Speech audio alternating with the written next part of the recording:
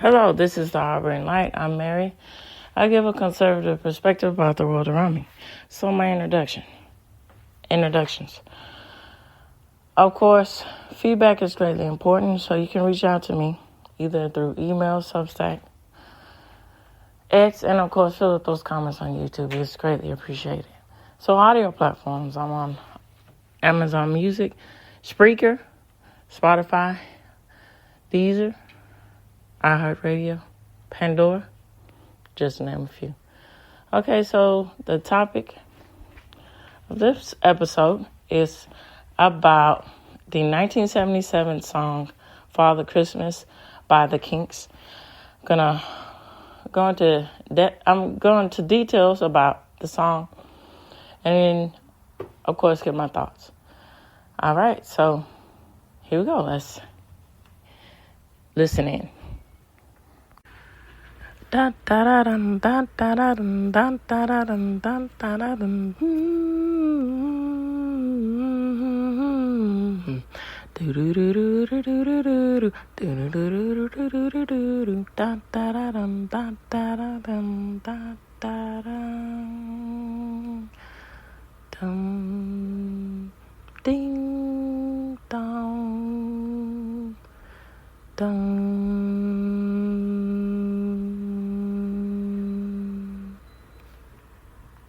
Okay, so before I get into the AI generated response, I just want to make a correction. It's actually Arista Records. I was saying incorrectly. So it's Arista Records. All right. And okay, here is the AI generated response to the questions that I asked about the song. So here we go. Father Christmas money facts.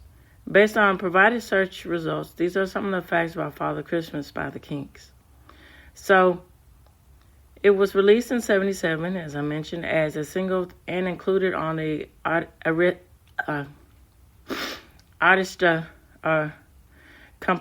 compilation album Come Dance With Me with the Kinks. Arista, or y'all help me out, because I think it's Artista or Arista. So, lyrics. The song's lyrics describe a department store Santa Claus being mugged by a gang of poor kids who demanded money instead of toys. The kids asked Santa to give all the toys to the little rich boys and request jobs for the parents. So, the musical style. The song features a punk rock arrangement with prominent distorted guitar riffs. Live performance. Ray Davies, the lead vocalist, would often dress up as Santa Claus during the live performances of the song. Cover versions. The song has been covered by several artists, including Man Overboard, who recorded it for the compilation album Punk Goes Christmas. So meaning, the song's writer Ray Davies intended it as a commentary on commercialization of Christmas and the struggles of working class families during the holiday season. Alright, so the unique aspect. Father Christmas is one of the few Christmas songs that features themes of violence, poverty, and social commentary, setting it apart from more traditional holiday tunes. So overall, Father Christmas by the Kinks is a unique and thought-provoking Christmas song that provides the darker side of the holiday season. Okay, so I'm going to give some of my thoughts about this, and then I'm going to get into an article that explains even more about the song. All right, so my thoughts about this song. I like the Kinks, and I think that this song was, even though they were saying about this was a transition for them as their extension for their album. But a band like the Kinks, they came from the 60s, and the 60s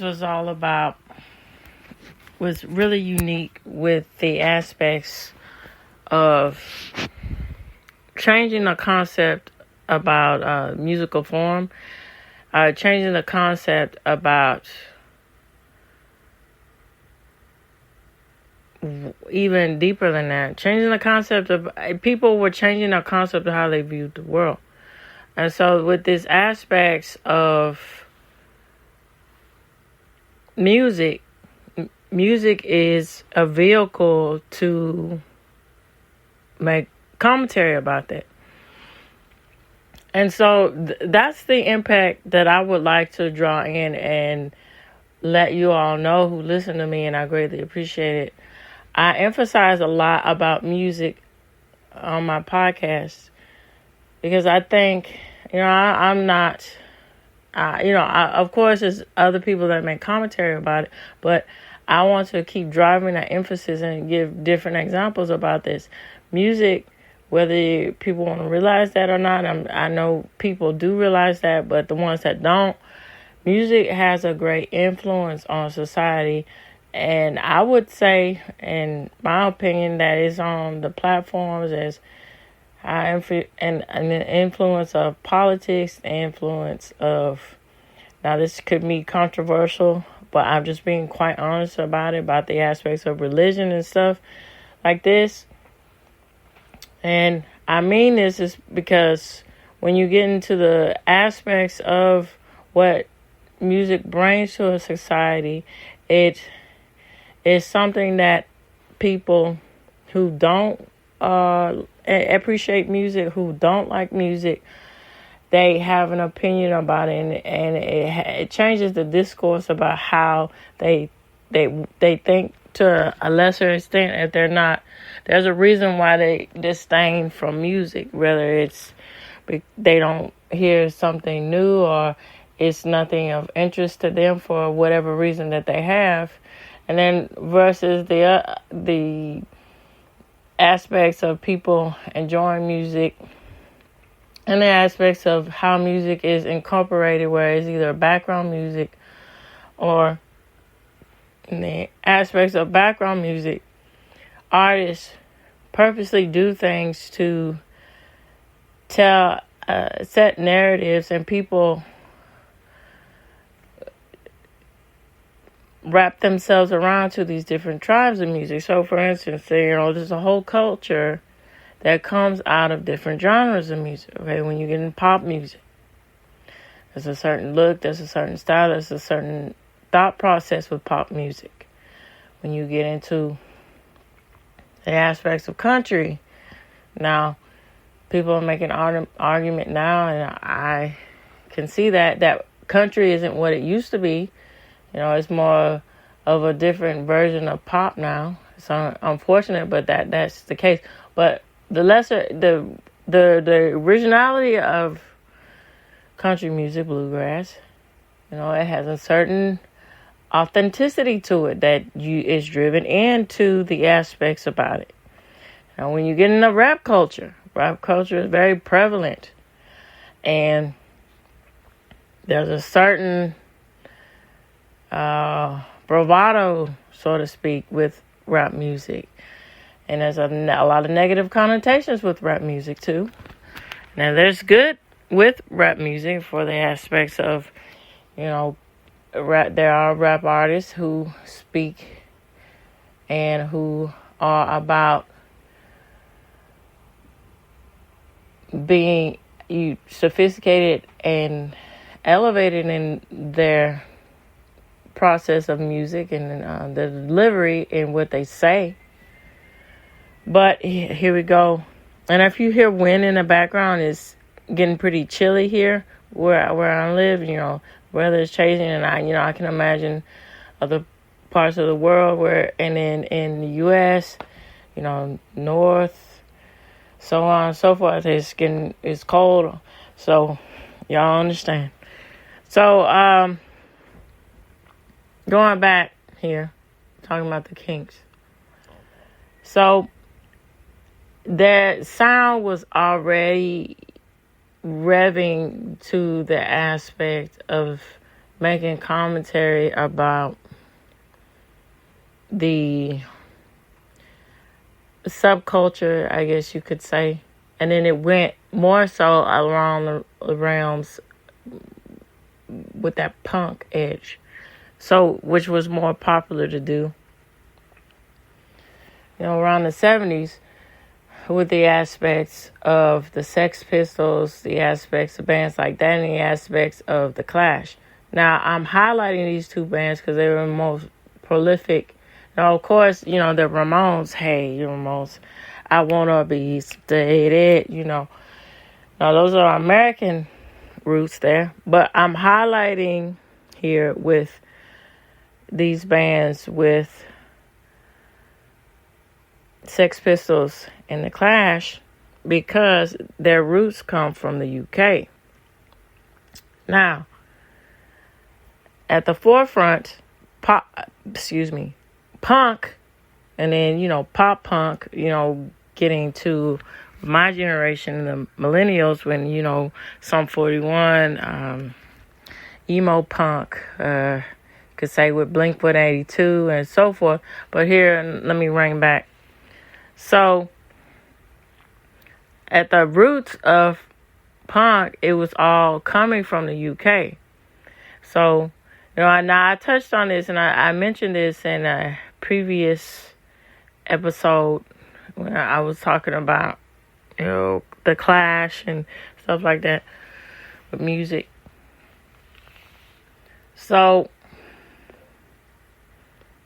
they were facing a lot of upheaval, and they were going against the aspects of power and tyranny. Because they were living in the times of Margaret Thatcher, and she really didn't care about the aspects of the public say, and people were really poor, and people were really going through it. And so, punk came out of this pain and misery, and making commentary about that. And so, when it came across to the U.S. and it became more popular, these bands like the Clash and Sex Pistols, people started to notice, and that changed the aspect of how rock and the realms of rock what was thought about. And so, you get a band like the Ramones to come out and give their versions about punk. And then, it's really interesting that they hit in heavy in most of the songs. And you hear that root. And I like that surfer 60s soul going on there, that kind of music. And it's really cool and unique to get that touch with it, with the aspects of softening punk, Now, when you get to a band like the Kinks, it goes with the territory, with the realm of what they were already doing. Because they, like Lola, for instance, la la la la Lola.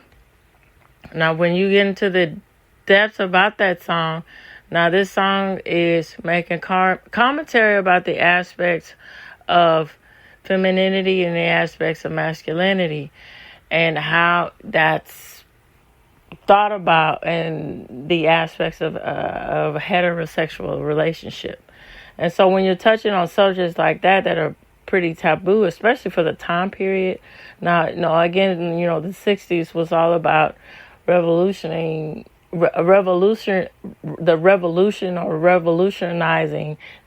the concept of what's considered traditional or normal, So it makes sense that they would want to involve themselves in a song like that, with the aspects of how it is sad to say that, but there's a happy medium with the aspects of Christmas being too commercialized, and the aspects of not understanding the heart of the matter, what Christmas truly, the spirit of Christmas is truly about.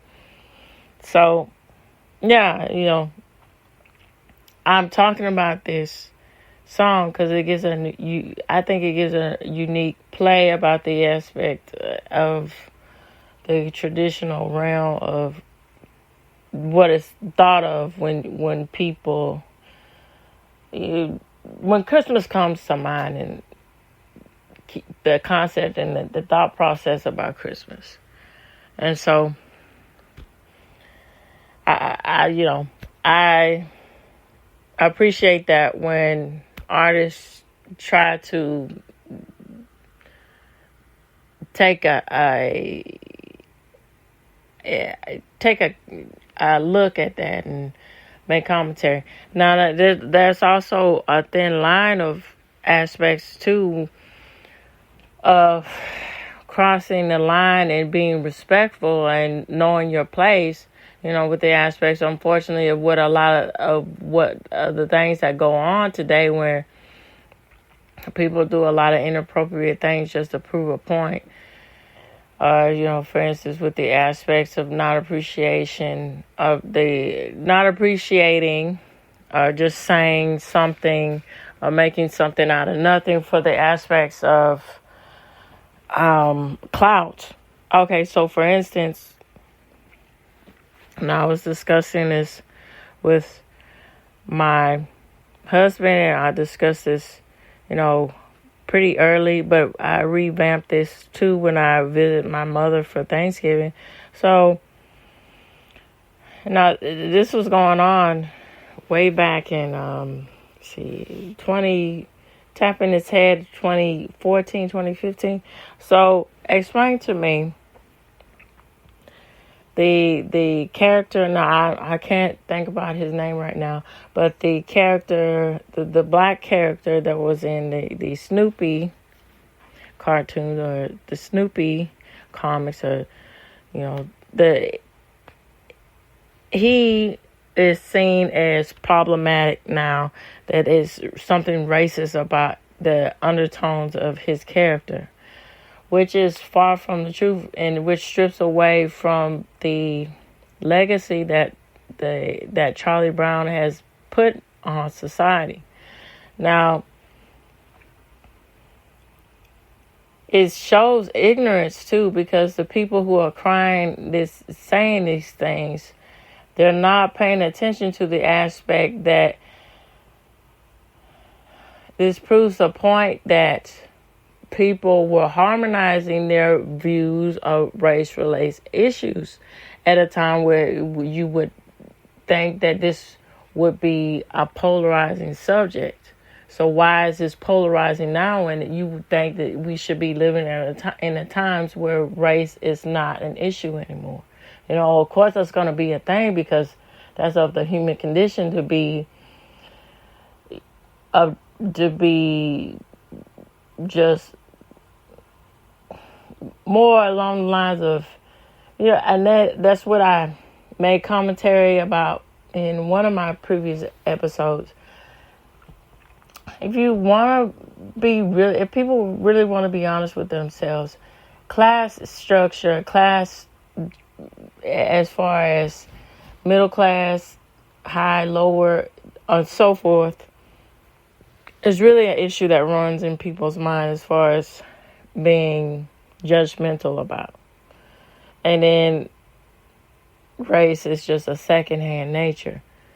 But, of course, racism is something that's not going to go away. It's just something that's part of human condition. That's just what people are going to be. But for the most part, people are generally good.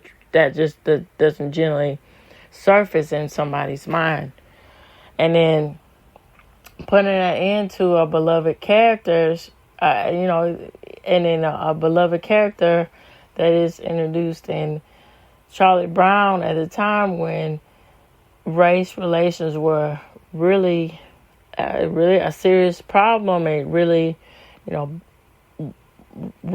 showing his ugly head. Look, there's a soft touch and a nice touch, and that's taken away from that power of making commentary about the aspect that, when at the heart of the matter, when you just see somebody as human and be delicate about the situation and then have that interlaced too with the childlike wonder of how children go about their lives. They just see another child and they want to play with them because they got certain interest, or they play, they like their shoes, or something simple as that, or they like the color shirt they're wearing, or they like the kind of toy they have, and so forth. They'll make friends. And so that's so sweet and innocent and wonderful that Charles Schwartz was making commentary about that, and simplistic. It wasn't simple. I don't think it was simplistic, but it was not overbearing. It was just in a sensitive way to where it is relatable to the general public. And so I think things like this, you got to keep in mind. All right, so I'm going to get into the facts, more facts about this song. And this song, criticisms about it, and I like to know what you all think, about the aspects of beating somebody up just because, especially beating a Santa up, just the poor man's doing his job, and these kids are feeling this desperate to do that. Now that's really jarring, but here in itself, it jumps that conversation to have about this aspect of the sense of poverty and the sense of desperation, the real desperation that peaks, and that can happen, and that peaks in a child's mind with the aspect and the commentary about the parent losing their job and they're trying to find their way, and to have such a hyperbolic sense of action that's really a platform for people to have a good conversation about, to talk about stuff. And I think that's what's also the second aspect of what I want to prevail in my podcast about music. It really is one of those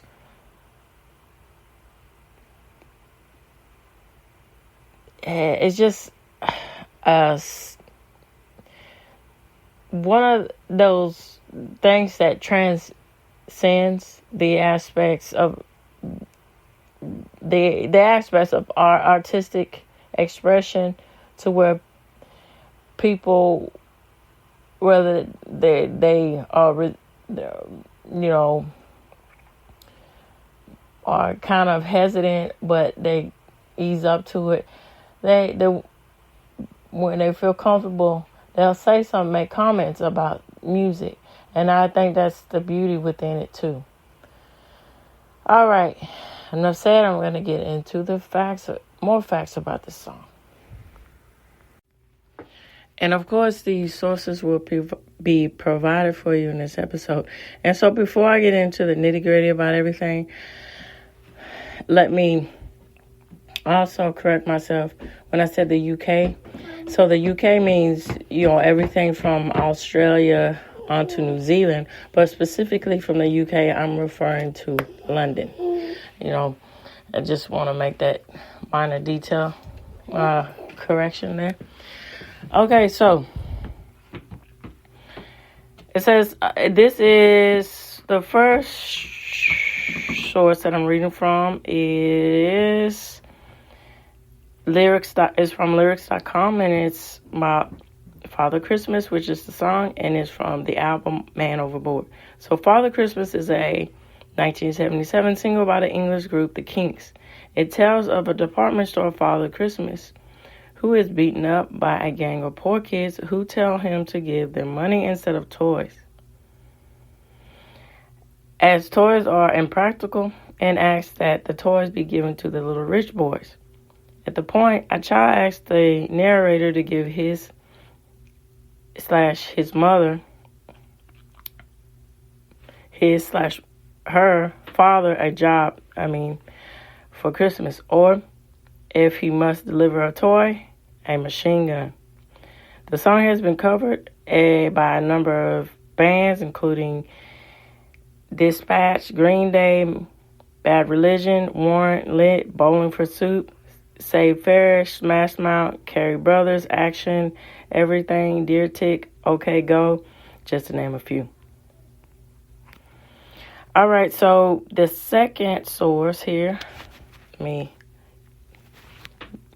pull that up. So it's by societyofrock.com, and it's entitled The Kinks' Father Christmas is the holiday song you never knew you needed. So it goes on to say,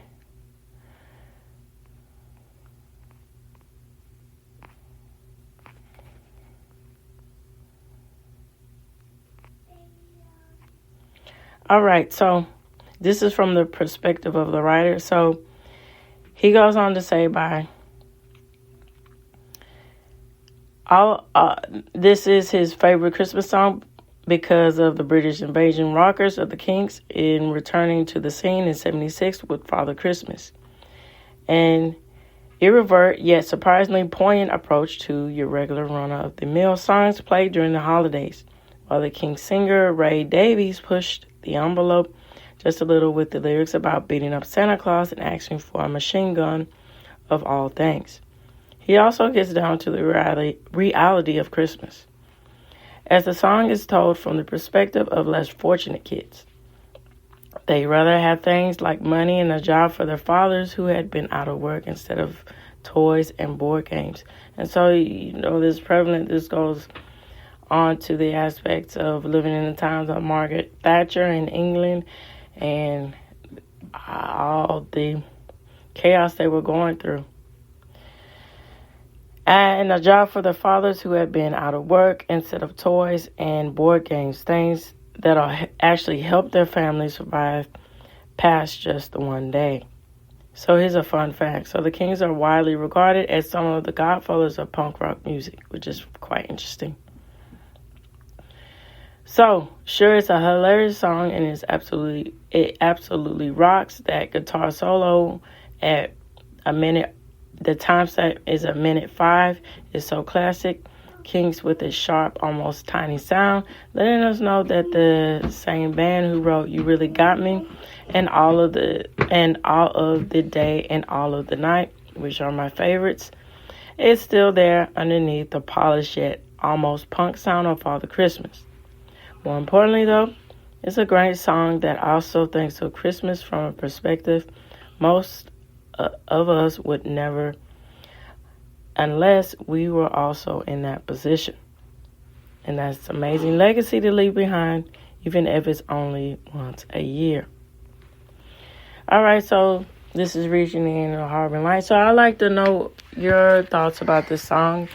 Bless you, sweetheart. Give me comments. Feel free to reach out to me. Give me comments about your aspects in general about Christmas music and so forth. So I'm going to touch on another Christmas song that's unconventional too next week. So keep your ears out listening for that. All right, feel free to reach out to me either through email, Substack, X, and of course fill up those comments in YouTube. It's greatly appreciated. Okay, so this is the end of the Harboring Light, and I will reiterate this as the December goes on and on to the new year. Have a happy holiday and, of course, a great new year. Bye-bye.